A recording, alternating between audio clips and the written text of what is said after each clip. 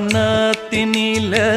பேடக்குயில் கூவையில உன்னுடைய வேதனைய நான் அறிஞ்சேன்.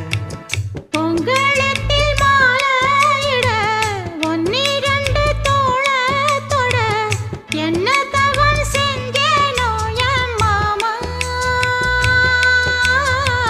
வண்ணக்கிளி கையத்தொட சின்ன சின்ன கோலமிட உள்ளம் மட்டும் வழியே நானே